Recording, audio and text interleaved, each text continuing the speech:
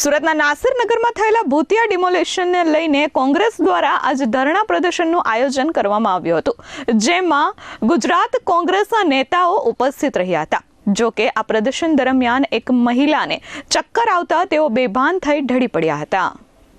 સુરતના નાસિરનગરના ડિમોલેશનના પડઘા હવે ગાંધીનગર સુધી પહોંચી ચૂક્યા છે।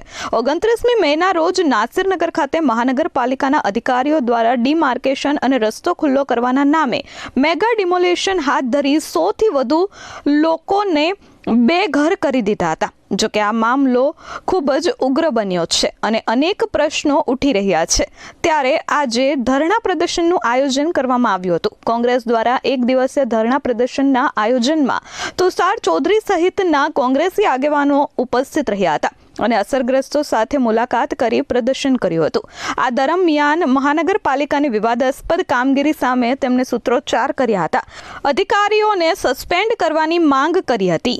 ડિમોલેશન ગેરકાયદેસર બાંધકામ હટાવવાની કે ગેરકાયદેસર દબાણ હટાવવાની જવાબદારી મહાનગરપાલિકાની હોય છે, એટલે એવી દરેક મહાનગરપાલિકામાં આવી ઘટનાઓ તો બનતી જ રહે છે। પણ સુરતના ઇતિહાસમાં પહેલી વાર એવું બન્યું કે 100 જેટલા ઘરો તોડી નાખ્યા બાદ મહાનગરપાલિકા પોતે એમ કહે છે કે અમે કોઈ ડિમોલિશન કર્યું નથી, પોલીસ તંત્ર એમ કહે છે કે અમે કોઈ બંદોબસ્ત પૂરો પાડ્યો નથી। તો પહેલો પ્રશ્ન તમને ને મને એ થાય તો આ ડિમોલિશન કર્યું કોણે ને શેના માટે કર્યું? તુષાર ચૌધરીએ મીડિયા સાથેની વાતચીતમાં કહ્યું હતું કે પાલિકાની તપાસ સમિતિ માત્ર નાટક કરી રહી છે।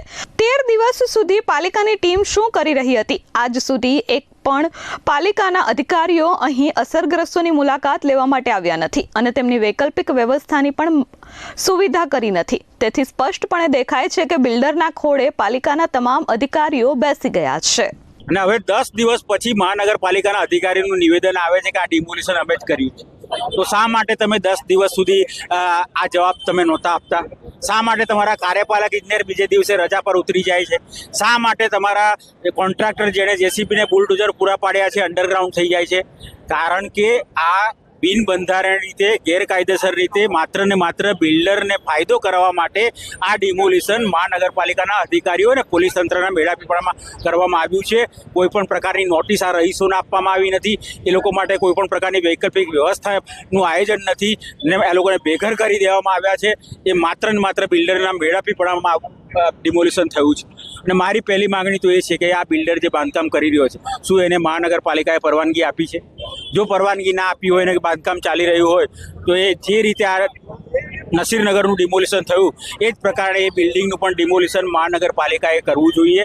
અને મેં મુખ્યમંત્રીશ્રીને પત્ર લખીને પણ માંગણી કરી છે કે ઉચ્ચ સ્તરીય તપાસ સમિતિની ગાંધીનગરથી રચના થવી જોઈએ અને આ સમગ્ર પ્રકરણની તપાસ થવી જોઈએ અને જે પણ કોઈ અધિકારીની સંડોવણી હોય એને કડકમાં કડક સજા થવી જોઈએ। જો કે આ પ્રદર્શન દરમિયાન એક મહિલાને ચક્કર આવતા તેઓ ઢળી પડ્યા હતા।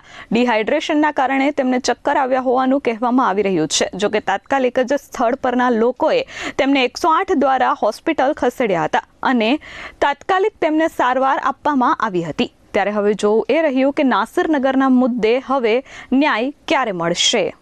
ખોટું કરવાનું કરી દીધું છે, હવે ભૂલ ઢાંકવા માટે મીડિયાને દબાવવાનો પ્રયત્ન કરી રહ્યા છે, વિરોધ પક્ષને દબાવવાનો પ્રયત્ન કરી રહ્યા છે।